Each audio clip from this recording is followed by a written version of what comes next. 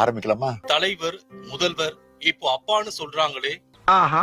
கட்சிக்காரங்க இயக்கத்துக்கு தலைவரானதுனால தலைவர்னு கூப்பிடுறாங்க. முதலமைச்சர் பொறுப்பில் இருக்கிறதுனால முதல்வர்னு அழைக்கிறாங்க. இப்ப இருக்கிற இளைய தலைமுறை என்ன அப்பான்னு அழைக்கிறத கேட்கிறப்பவே ரொம்ப ஆனந்தமா இருக்கு. ஆமா, எனக்கு ஒரு கேள்வி. இவர் எப்போ அப்பாவானாரு? யார் முதல்ல இளைஞர்கள் இவர் அப்பான்னு எப்போ ஏற்றுக்கிட்டாங்க? எனக்கு ஒன்றும் புரியல. எனக்கு உதயநிதி அவர்கள் அப்பான்னு கூப்பிட்டாருன்னா அது வேற, ஓகே. தமிழ்நாட்டு மக்கள் இவர் எப்படி அப்பான்னு கூப்பிட்டாங்க? எப்போ இந்த சம்பவம் நடந்துச்சுன்னு தெரியல. சரி, அப்படி இவர் அப்பான்னு கூப்பிடுற அளவுக்கு இவர் அப்படி என்ன சாதிச்சிட்டாருன்னு ஒன்றும் புரியலையே. சரி, இப்போ வந்து அப்பா இந்த அளவுக்கு நம்மகிட்ட உருக்கமாக பேசியிருக்காரு அப்படின்றதால இந்த வீடியோவுக்கு தலைப்பு என்னென்னு வைக்கலாம்னா அப்பாவின் உருட்டுக்கள் அப்படின்னு வச்சிடலான் இருக்கேன். ஏன்னா அப்பா வந்து பார்த்தீங்கன்னா இந்த வீடியோ ஒரு 7 நிமிஷம்னா இந்த 7 நிமிஷத்துக்கும் உருட்டி தள்ளியிருக்காப்புல.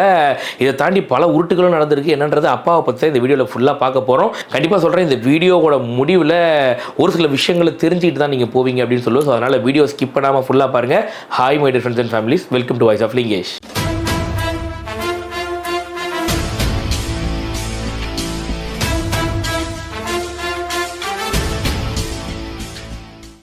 ஓகே, நம்ம இப்போ வீடியோக்குள்ளே போகிறதுக்கு முன்னாடி முதல்ல நம்ம சேனலுக்கு ரூபன் ஷாம் அப்படின்ற ஒரு சூப்பர் தேங்க்ஸ் மூலியமாக அமௌண்ட் சென்ட் பண்ணியிருந்தாரு. அந்த நல்ல உள்ளத்துக்கு முதல் நன்றிகளை சொல்லிட்டு இப்போ வீடியோக்குள்ளே போகலாம். காலப்போக்கில் மற்ற பொறுப்புல எல்லாம் வேற யாராவது வருவாங்க. ஆனா இந்த அப்பா என்ற உறவு மாறாது. அந்த சொல் என்னுடைய பொறுப்புகளை இன்னும் கூட்டி இருக்குன்னு சொல்லுவேன். அதாவது அப்பா அவர்கள் சொல்லியிருந்தாரு, என்னை வந்து நீங்கள் அப்பான்னு கூப்பிட்டு ரொம்ப சந்தோஷமாக இருந்துச்சு அப்படின்னு சொல்லிட்டு சொன்னார். இவரை எப்போ நாங்கள் அப்பான்னு கூப்பிட்டுன்னு தெரியல. சரி, ஓகே, இவர் அப்பான்றாரு. எந்த அப்பாவாவது அவரே வந்து டாஸ்மார்க்கையும் ஓப்பன் பண்ணி வச்சு, அவரே நம்ம வாயில் சரக்கையும் ஊற்றி விட்டு, அவரே வெளியில் போலீஸை நிற்க வச்சு 10,000 டிடி போட வைப்பாரான்னு யோசிச்சு பாருங்கள். அப்போ இவர் என்ன மாதிரி அப்பாவாக இருப்பார்? இவர் எப்படி தமிழ்நாட்டு மக்கள் அப்பாவாக ஏற்றுப்பாங்க? யோசிச்சு பாருங்கள். அடுத்து வேறு அப்பா சொல்கிறாரு, தமிழ்நாட்டுக்கு நான் செய்ய வேண்டிய கடமை இன்னும் இருக்குன்றதை உணர்த்துறீங்க அப்படிங்கிறாரு. நான் இன்னும் தமிழ்நாட்டுக்கு செய்ய வேண்டிய கடமைகள் நிறைய இருக்குன்னு எனக்கு உணர்த்துது. இது வரைக்கும் இவங்க செஞ்சது பார்த்தாதா இன்னும் வேற செய்யணுமா அப்படின்னு ஒரு பெரிய கேள்வி நமக்கே வந்துருச்சு. மின்கட்டண உயர்வு ஒரு பக்கம், பரந்தூர் விமான நிலையம் நமக்கே தெரியும். மக்களோட வாழ்வாதாரத்தெல்லாம் அழிக்கிறதுக்கு என்னென்ன திட்டங்கள்லாம் வரணுமோ எல்லா திட்டத்தையும் அப்பா செஞ்சுட்டாப்புல. இந்த பக்கம் திமுக காரணம் அமைச்சு பெண்கள் பாலியல் குற்றச்சாட்டுன்னு ஒரு பக்கம் போயிட்டு இருக்கு.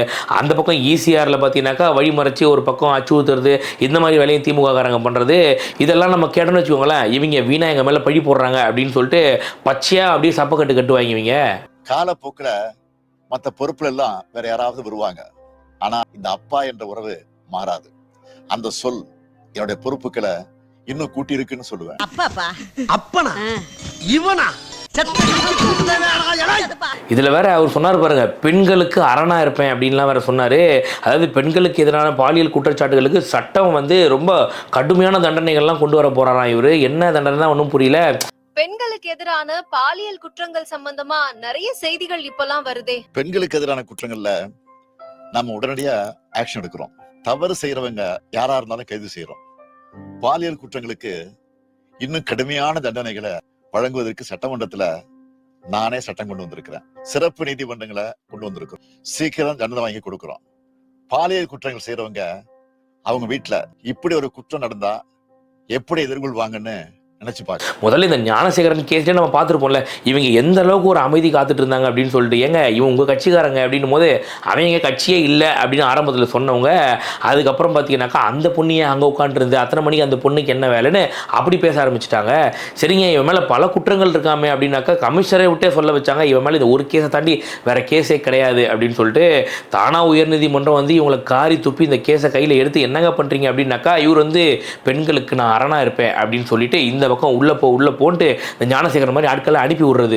இதை தாண்டி வந்து பார்த்தா இந்த ஈசிஆர் ரோட்டில் கார் விவகாரம் அப்படி இப்படின்னு ஊர்பட்ட அலம்பல் பண்ணுறதை பண்ணிட்டாங்க. ஆனால் இப்போ பார்த்தீங்கன்னாக்கா இன்னும் இவர் செய்ய வேண்டிய கடமைகள் வேறு இருக்கான். அது என்ன கடமைன்னு தெரியல. இந்த ஒரு வருஷத்துக்குள்ள இன்னும் என்னென்ன அக்க போறலாம் பண்ண போறாங்கன்னு தெரியல. பெண்களுக்கு எதிரான குற்றங்கள்ல நம்ம உடனடியா ஆக்ஷன் எடுக்கிறோம். அதாவது இவர் வந்து எங்க வாயை வாடகைக்கு வாங்கி இவர் ஒன்றிய அரசுக்கு வந்து டைலாக் வைக்கிறாராமா. என்னன்னு, மக்கள் காக்கிற, மக்கள் விரும்புகிற, மக்கள் ஆட்சி அமையணுமா. இது வந்து நாங்க இவர்கிட்ட சொல்ல வேண்டியது இவர் ஒன்றிய அரசு கிட்ட போய் சொல்லிட்டு இருக்காரு. மக்களை காக்கிற, மக்கள் விரும்புகிற, மக்கள் ஆட்சி அமையணும். யோசிச்சு பாருங்களேன், மக்கள் காக்கிற அரசு இருக்கா அப்படின்னு கேட்டால் கிடையாது. ராத்திரி 2 மணிக்கு திமுக காரன் போய் வண்டியை குறுக்க விட்டு ஒரு அமக்கலம் பண்ணிட்டு இருக்கிறான். மக்கள் விரும்புகிற ஆட்சி.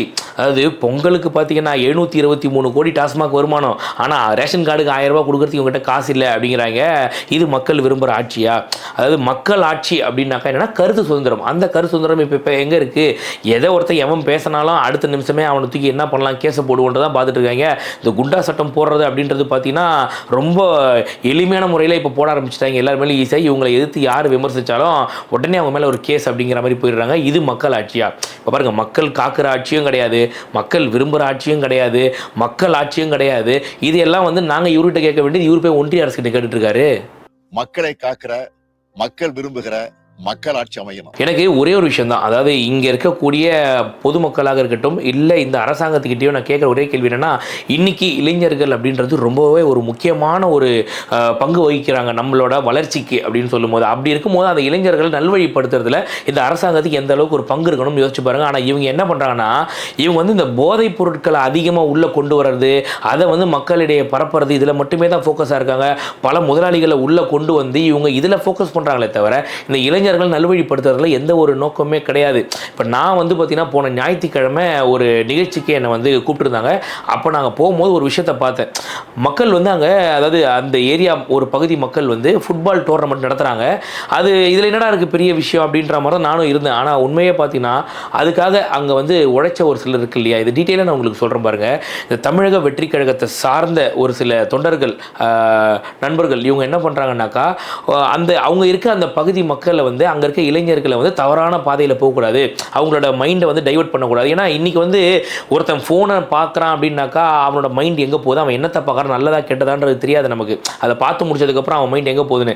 2 நண்பர்கள் ஒன்றா நின்று பேசுகிறாங்கன்னா அவங்க எதை பற்றி பேசுகிறாங்கன்னு தெரியல, என்ன நடக்குதுன்னு தெரியல. ஸோ இவங்களை வந்து டைவர்ட் பண்ணி நல்வழிப்படுத்துகிறோன்னா ஒரே வழி ஸ்போர்ட்ஸ் மட்டும்தான் அப்படின்னு சொல்லிட்டு இன்றைக்கி தமிழக வெற்றி கழக நண்பர்கள் வந்து பார்த்திங்கன்னா அவங்க கை காசை போட்டு, அவங்க எல்லாரும் ஒரு குரூப்பாக சேர்ந்து கை காசை போட்டு போலீஸ் பெர்மிஷன் எல்லாம் வாங்கி அதுக்கு சிறப்பு விருந்தினராக ஈசிஆர் சரவணன் அவர்களை வந்து வர வச்சு அவர் கை காசு 15,000 முதல் பரிசு அப்படின்றத கொடுத்து அந்த மக்களை ஊக்குவிக்கிறாங்க.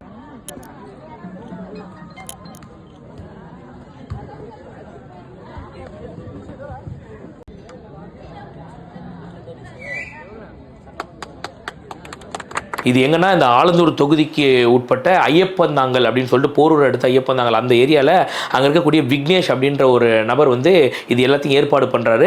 அங்கே இருக்கக்கூடிய ஒன்றிய விநாயகம் அப்படின்றவரும் பார்த்தீங்கன்னா இதுக்கு ரொம்ப உறுதுணையாக இருக்கார். ஸோ இவங்க எல்லாருமே வந்து பார்த்திங்கன்னா ரொம்ப கஷ்டப்படுறாங்க, இளைஞர்கள் நல்வழிப்படுத்தணும் அப்படின்றதுக்காக சுமார் 1 லட்ச ரூபா கிட்ட செலவு பண்ணியிருக்காங்க. எதுக்காக அப்படின்னு பார்த்தீங்கன்னா அந்த பரிசு, அந்த ஏற்பாடுகள், இது எல்லாத்தையும் பண்ணுறதுக்காக அவங்களோட நண்பர்கள், தமிழக வெற்றி கழக நண்பர்கள் மட்டும் க்ரௌட் ஃபண்டிங் மூலியமாக இந்த செலவு பண்ணியிருக்காங்க.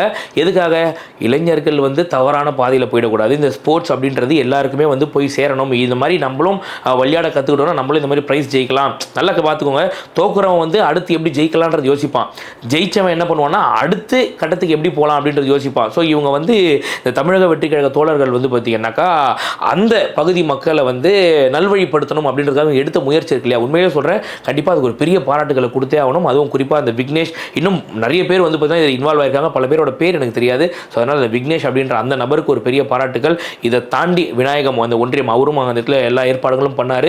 இதையெல்லாம் தாண்டியும் கூட பார்த்தீங்கன்னா ஒரு சிறப்பு விருந்தினராக நம்ம ஈசிஆர் சரவணன் மாவட்ட செயலாளர் வந்திருந்தார், சென்னை புறநகர் மாவட்ட செயலாளர். அவர் வந்து பார்த்தீங்கன்னா ரொம்ப பொறுமையாக இருந்து கடைசி வரைக்கும் அந்த நிகழ்ச்சியை முடித்து அந்த முதல் பரிசு எல்லாத்தையும் கொடுத்துட்டு கடைசியில் அவர் கிளம்பி போகிற வரைக்கும் பார்த்தீங்கன்னா அந்த அளவுக்கு ஒரு சிரிப்பு முகத்தோடு அந்த இடத்துல இருந்தது. பார்த்தீங்கன்னா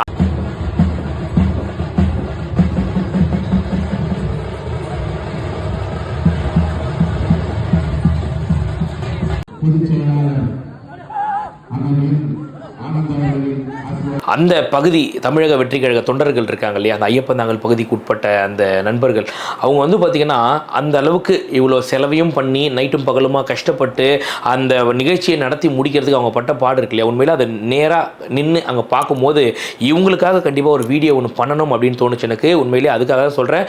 இப்போ அந்த விக்னேஷ், அந்த விநாயகம் ஒன்றியம் அவங்கள மட்டும் இல்லாமல் உண்மையிலே இதுக்காக உழைச்ச எல்லாருக்குமே வந்து கண்டிப்பாக ஒரு ஸ்பெஷல் அப்ளாஸ் கொடுத்தே ஆகணும் அப்படின்னு சொல்லுவேன். இதெல்லாம் தாண்டி ஒரு விஷயத்தை நம்ம நம்ம நல்லா கிளியராக நோட் பண்ணோம். இதில் என்னங்க பெரிய விஷயம் இருக்குது, ஒரு நிகழ்ச்சி ஒன்று நடத்தினாங்க, அதை நடத்திட்டு போகலாமே அப்படின்னு நம்ம கடந்து போயிட முடியாது ஈஸியாக. ₹1,00,000 அளவுக்கு செலவு பண்ணி ஒன்று பண்ணுறாங்க அப்படின்னும் போது அந்த ₹1,00,000 வச்சு குடும்பத்துக்கு எதுவும் வாங்கி கொடுத்துருக்க முடியாதா? யோசிச்சு பாருங்க. இல்லை வீக்கெண்டில் ஃபேமிலியை கூட்டிகிட்டு அழகாக வெளில போய் செலவு பண்ண முடியாதா? எத்தனை தடவை கொண்டு போயிருக்கலாம் அந்த ₹1,00,000 காசை வச்சு? யோசிச்சு பாருங்க நீங்கள். இல்லை அந்த ₹1,00,000 கொண்டு போய் கட்சிக்கு டொனேஷன்ற பேரில் கொடுத்து நானும் இருக்கேன் பார் அப்படின்னு சொல்லிட்டு பந்தா காட்ட முடியாதா? யோசிச்சு பாருங்க. இல்லை கையில் காசு வந்த ஒன்று அப்படியே ஃப்ரெண்ட்ஸ் எல்லாம் ஒன்றா சேர்த்துக்கணும், வாடா நான் ட்ரீட் வைக்கிறேன் அப்படின்னு சொல்லிட்டு கெத்து காட்ட முடியாதா? யோசிச்சு பாருங்க நீங்கள். பட் இது எதையுமே பண்ணாமல் இந்த ₹1,00,000 அங்கே இருக்க மக்களுக்காக செலவு பண்ணி இவ்வளோ பெரிய ஏற்பாடு பண்ணி அந்த இடத்துல இவ்வளோ விஷயங்கள் நடக்குது அப்படின்னும் போது உண்மையிலேயே சொல்கிறேன், இதை எல்லாரும் ஆதரிக்கணும். ஏன் சொல்கிறேன்னா, தமிழ்நாட்டில் இருக்க எல்லா பகுதியில் இருக்க தமிழக வெற்றி கழக தோழர்களாக இருக்கட்டும் எல்லாருமே ஒரு சில விஷயங்கள் பண்ணிட்டு தான் இருக்காங்க, எந்த ஒரு எதிர்பார்ப்புமே இல்லாமல்.